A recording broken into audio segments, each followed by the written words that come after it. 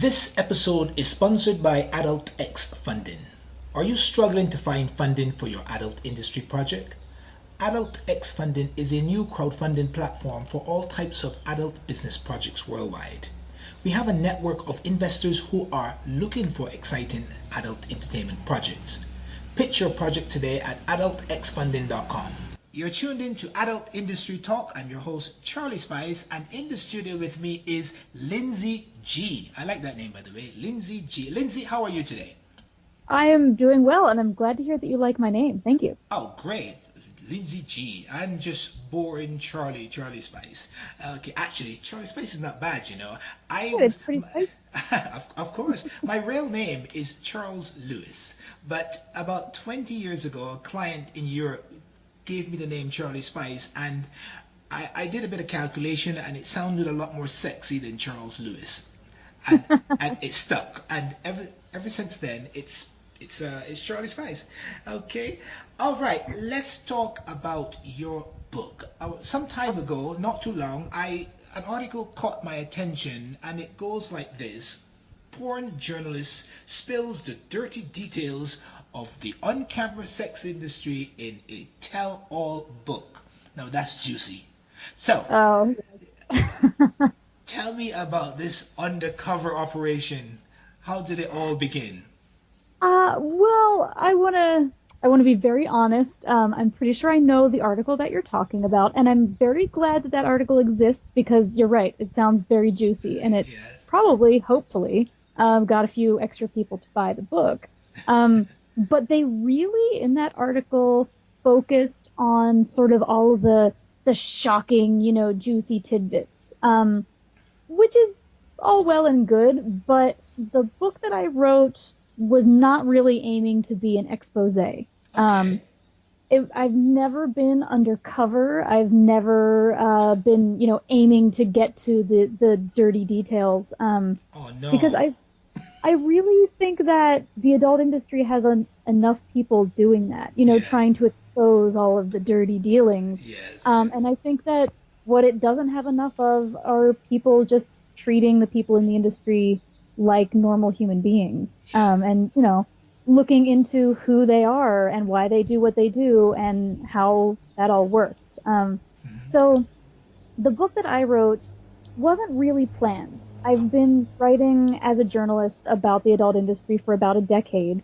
Okay. And the book that I wrote it's sort of an informative book for the average person about how the adult industry works, but it's cleverly disguised as a memoir.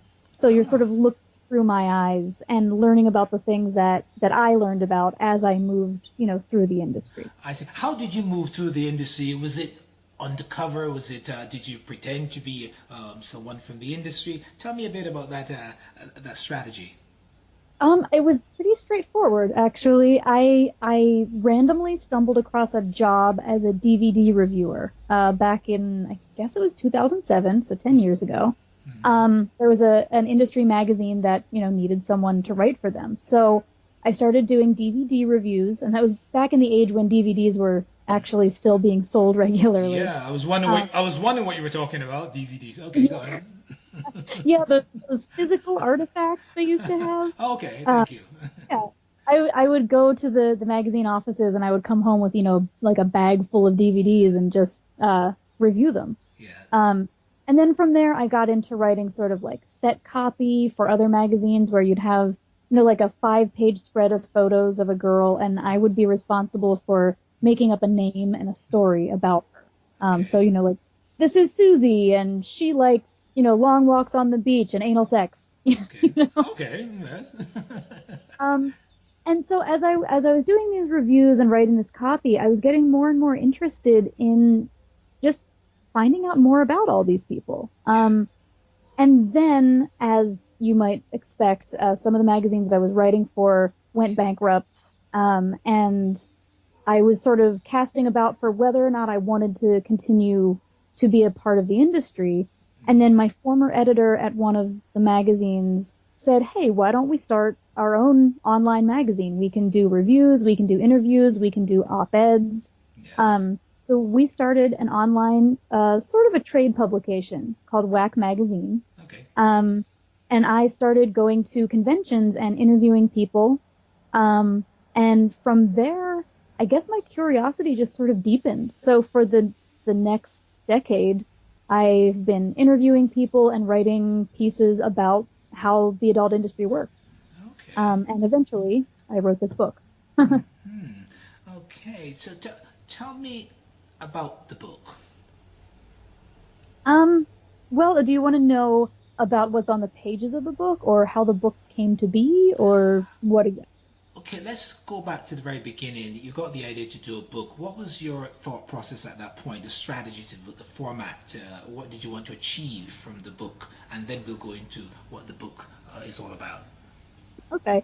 Well, actually, interestingly, the book was not really my idea. Oh, I did an art show. It's sort of a complicated story, but I was approached by an art space in New York City when I was living there, um, to do an art show about the porn industry.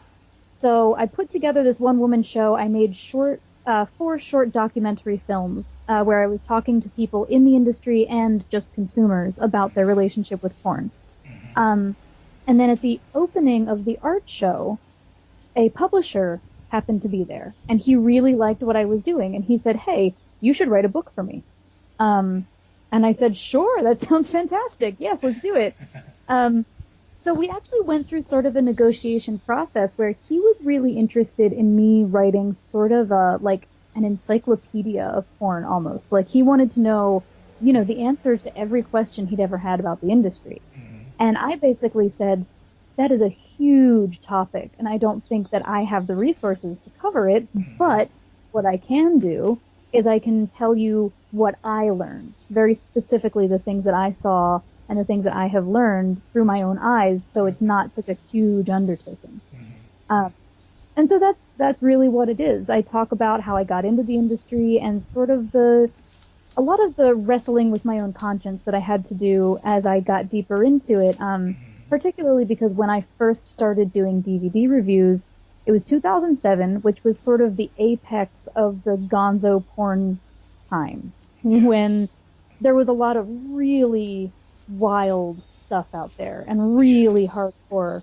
And I think I was 24 when I started doing it, and I really didn't know how any of this worked, and it was kind of terrifying, to be perfectly just a honest. few years ago, yes. Yeah, yeah, yes. Of course. Did you ever take part in actual porn as a performer? No, I never have, and I've considered it a lot, and many people have asked me if I would, or if if I would for them. But it's really not my thing. I'm not Okay. really interested in it. I guess I'm more of a voyeur than an exhibitionist, and Okay. it's never appealed to me. Okay. No, fair enough. I couldn't do it myself. I'm not much of a voyeur at all. I must be the only guy in the world who is unable to appreciate porn sexually. I look at porn from a business perspective and how perhaps I could get involved from a business side, but it's never done it for me. Even watching it, I could not watch an entire flick. I would say, okay, she's beautiful. Yes, I like that. That seems real. That seems fake. But it's more of a technical perspective, very clinical, rather than enjoying it and masturbating while it's in front of me. No, doesn't do it for me. So you've not done porn. You're given this amazing opportunity to do a book. What sort of research did you have to do? Well, I was very lucky in that respect, because most of the research had already been done over my 10 years of writing. Okay. I had a huge number of interviews that I was able to draw quotes from. And, articles that I had written where I had links, already in them. So it was very easy for me to put most of the material together. But I did also, I went to the XBiz, what do you call it? No, not the Yeah. trade show. The convention, that's it. Yeah. Okay. I went to the XBiz convention in LA, and then I went to AVN. And I've been to AVN multiple times, but while Yes. I was writing the book, I went specifically to gather information on, exactly what's happening right now. Mhm. Um, because everything in the industry changes so fast. Oh yeah. Um, So I did a lot of research to make sure that I was up to date on everything, but the majority of what I needed to do, I had already done. So that was really easy. Okay, what is the title of the book?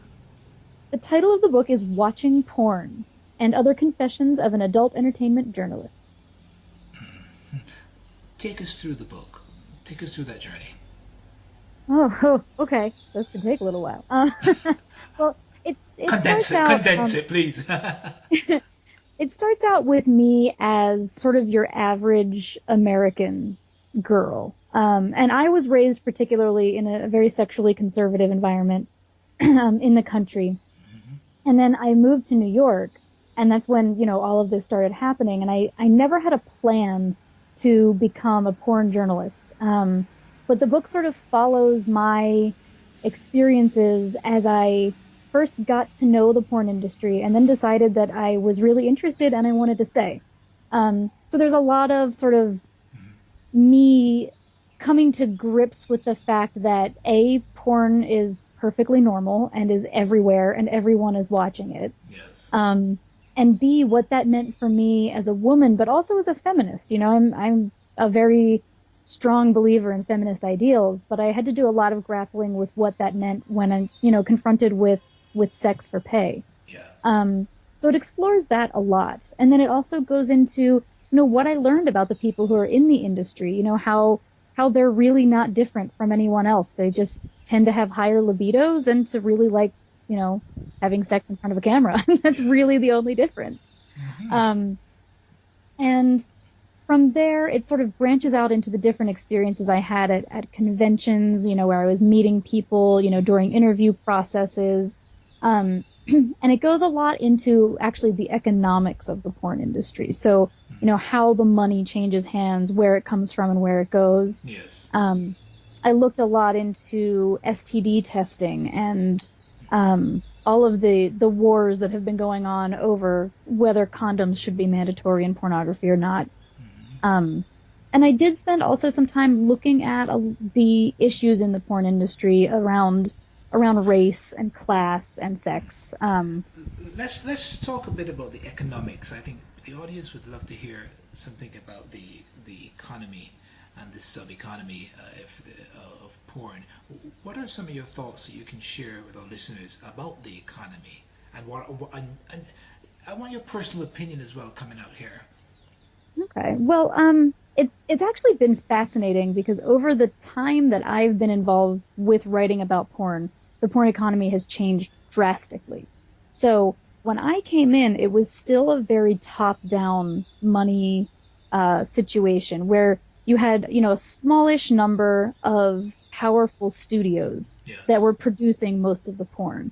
And so producers would, say to whichever director, hey, here's X number of dollars, make me a movie. Okay. And then that director would go out and hire all the people and, rent a location, get all the things that they needed to make the money, or to make the film, I mean. And then from there, something that a lot of people didn't realize was that the porn stars that you see in your porn make a flat fee. Okay. So depending on the scene and depending on who they are and, all of these, anywhere from, $500 to $1,500 generally for a scene. And that's it. So even if that scene goes on to sell millions and millions of copies, they're not making anything extra. And I remember when I started learning about that, I thought, that kind of sucks. I really hope that someday that changes so that performers can make more on their people. Do you think that? Do you think, or do you know if celebrity stars, the big names, do they make any royalties from any of this? No, they do not. Unless they are also producing or directing themselves. But basically, the company that produces the film or the scene or whatever, usually the producer at that company is the one who makes the money on royalties. And if you are a big name star, you can earn more per scene. There are some people that earn way more than the average person because they have a big name. Yes. But they're still not making royalties unless they're the ones making the film in the first place.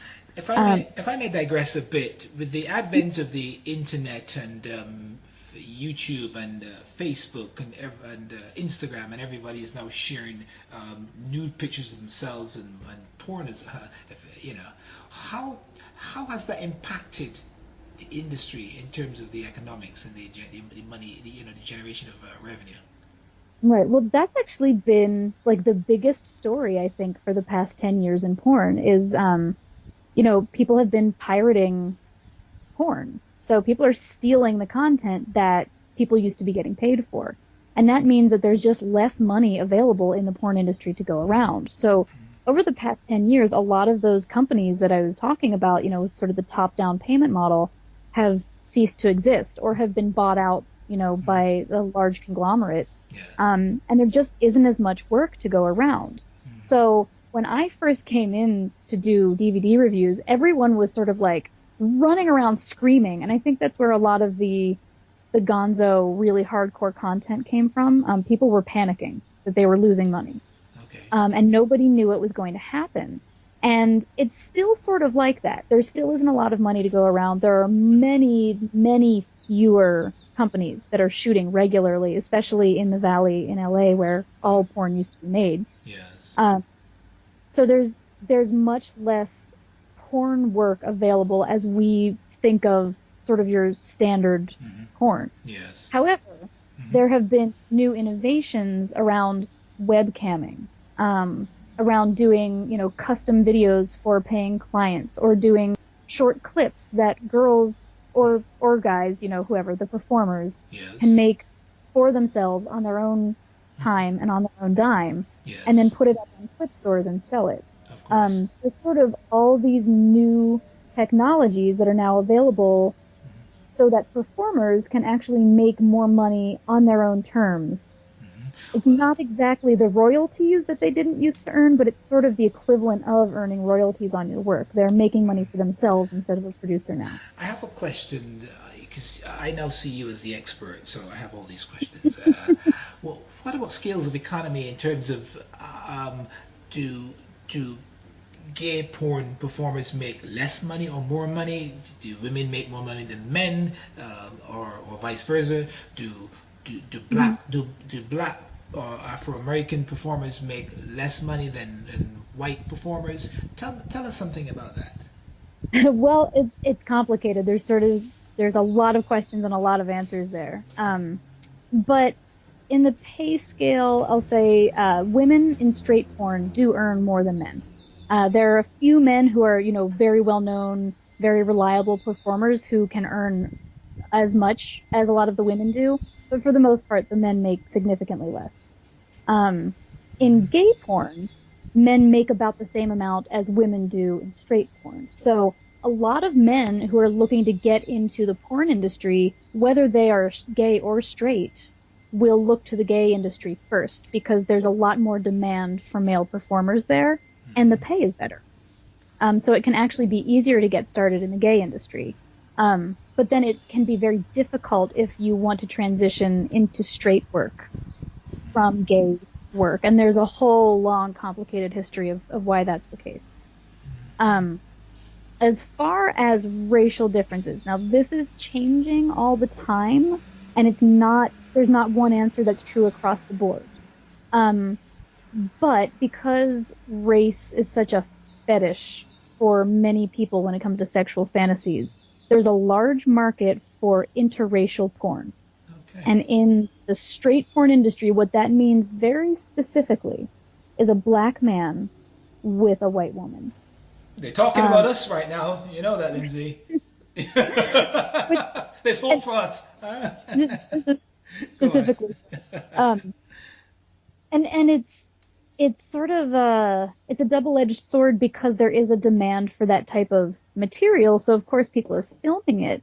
But because there is a quote-unquote taboo, related to the idea of a white woman having sex with a black man, Yes. there are a lot of performers who will not do interracial scenes for a while, and then when they finally do, they will demand more money to work with a black man, which doesn't mean that their scene partner isn't getting paid as much as, a white man would have in his place. But it does mean that the white woman is getting paid more than anyone else could for the same scene. I see. So it's a very weird, I think very gross thing that happens. And there's been a lot of talk about it recently in the industry, and not everyone who shoots those scenes is paying more to the woman, for the scene. Okay. But it's a sort of a tradition. Yes. And it's definitely been called into question recently, so that may be changing. I'm not really sure. Okay. What are some of the other things you've noticed about the industry, and what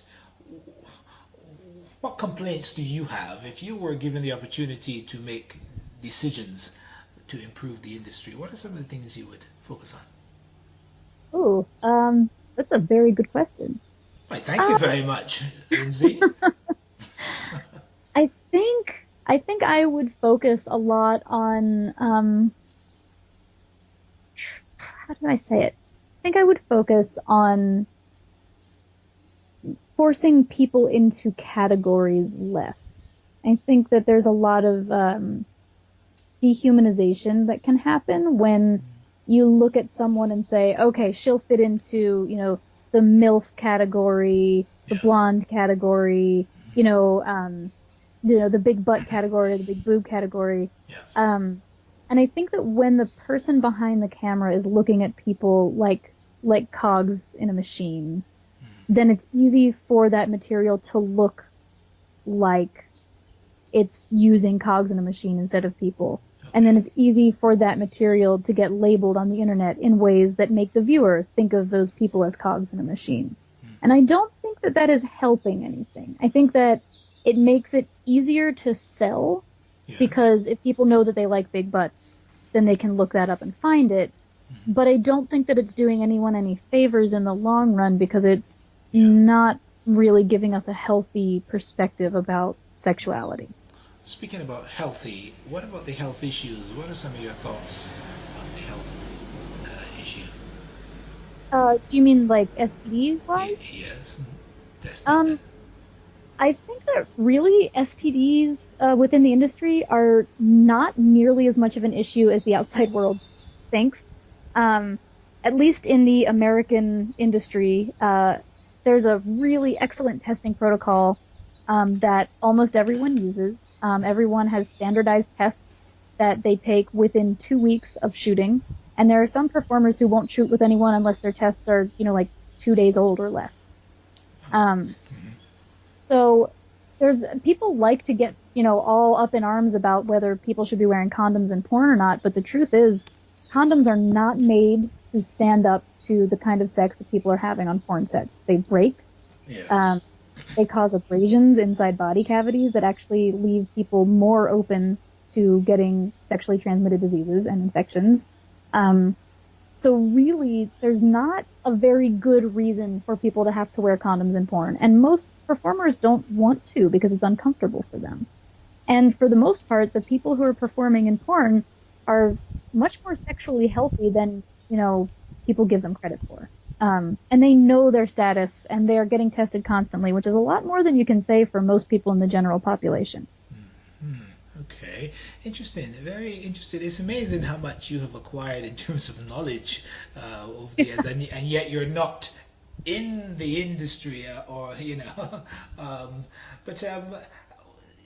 let's carry on with the book. Let's continue with what the book is all about.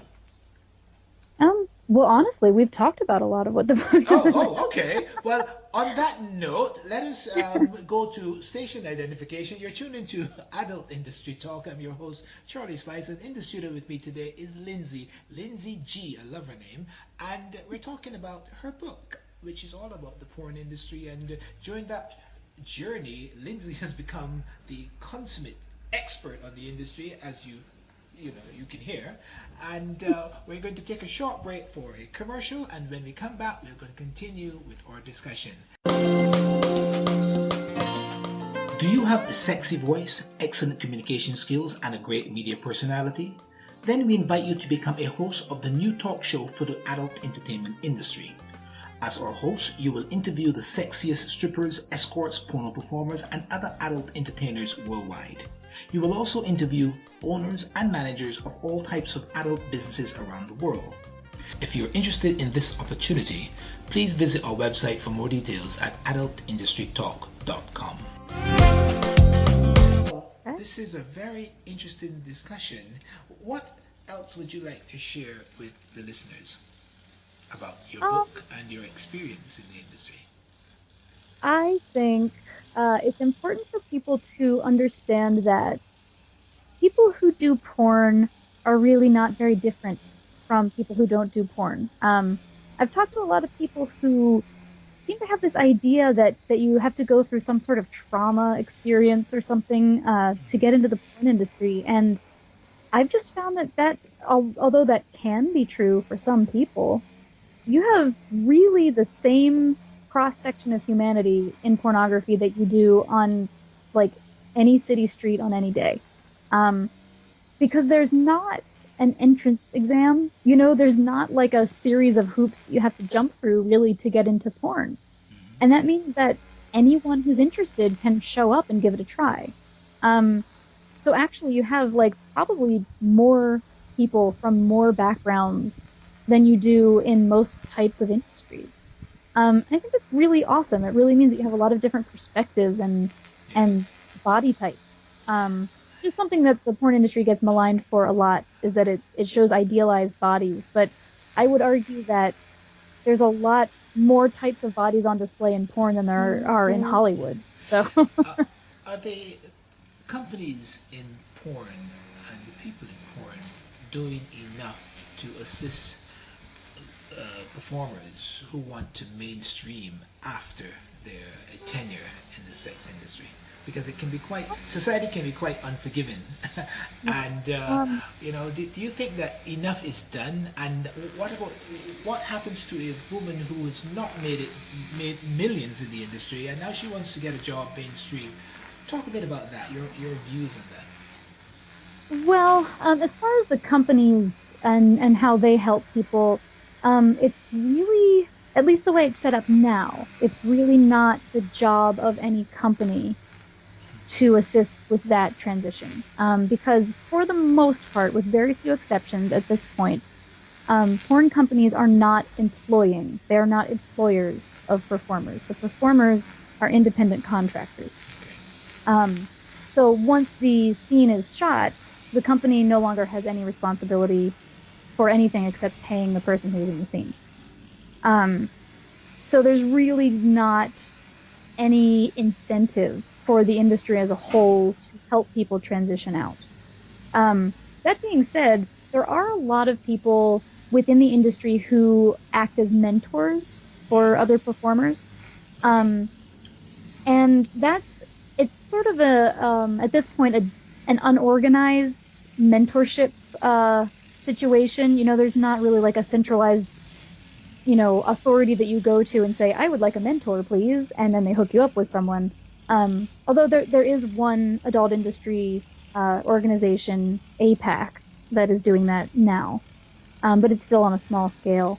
But really, I think what that comes down to is planning. For each person who gets into the porn industry, it's important that they have a plan and they know how long they want to stick with something and how they want to transition out. And I think that it's relatively common for people not to make that plan and then to find themselves at a disadvantage when they decide to leave the industry. But it's very much an individual choice, because the industry just isn't set up. It's not centralized enough to really provide a lot of resources for people in that situation. Yeah, that's quite interesting. Now that I am part of the Adult Industry Association, it is something that I want to look into and see whether or not I could partner with therapists and counselors and psychologists and perhaps partner with mainstream companies who are sensitive to the needs of ex-porn performers to have them mainstream by giving them opportunities in mainstream jobs. Yeah. So there's something that I want to look at seriously. So that is the reason why I posed that question. Now there's another concern that I have and question, and that is people, the audience for porn, they tend to they tend not to see porn performers as people. They're objects. They're objects of the end result of their masturbation exercise, Yeah. and that dehumanizing type thing.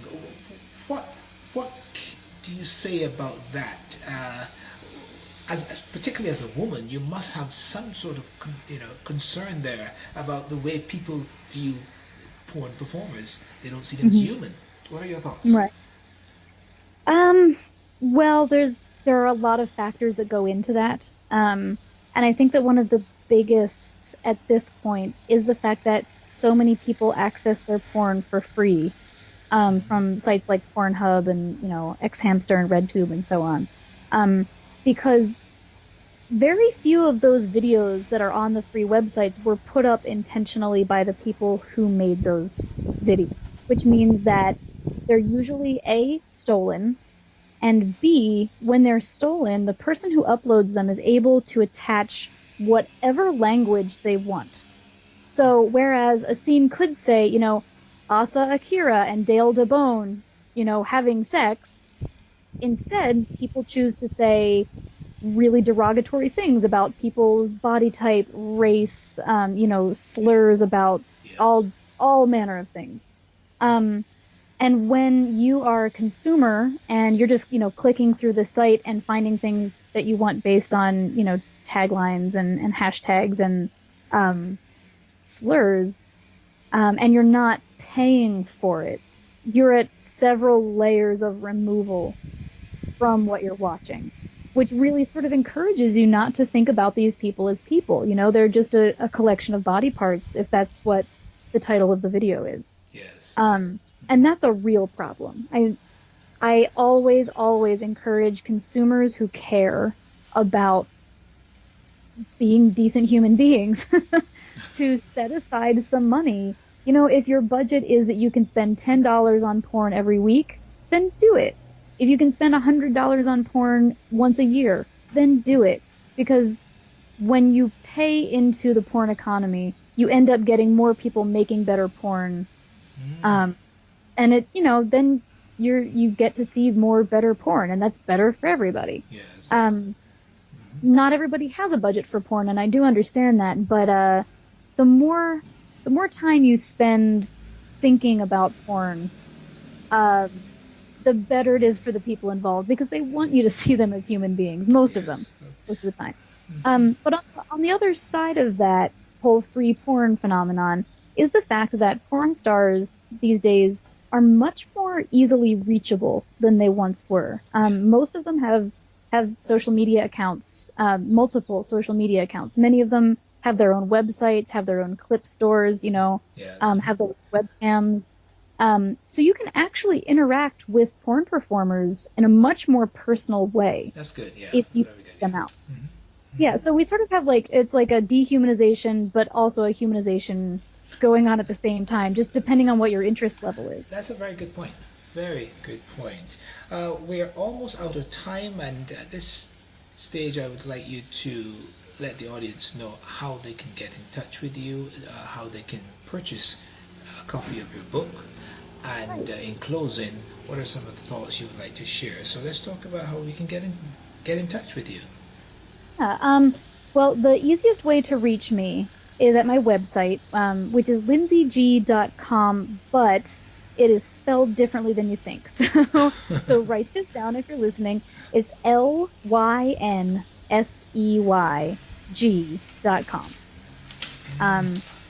And at my website, you can read all of my many blog posts. There are old interviews there from Whack Magazine that are all archived on my website. And you can also find out a lot of information about the book. It's called Watching Porn. And through the website, there are links to most of the places that you can buy it, but it's also available at pretty much anywhere that you would normally buy books. So you can get it on Amazon, BarnesandNoble.com, IndieBound, Powell's, all of those places. And most major bookstores do have it on the shelves. Although it can be confusing to figure out where to find it. Some places have it listed under social sciences, for some it's listed under humanities, for some it's under entertainment. Yes. So if you go into a bookstore, just ask. Okay. Easier than looking. Social sciences, okay. Never heard porn called that before, but it'll work for me. Okay, well, Lynsey, I want to thank you very much for taking the time to come on the show. It has been very informative. I've thoroughly enjoyed our discussion, and as far as I'm concerned, you have become the consummate expert. I don't know where you're going to take this expertise, but I can look forward to some amazing things from you in the future. I have no doubt. So watch this space. Watch this space, everyone.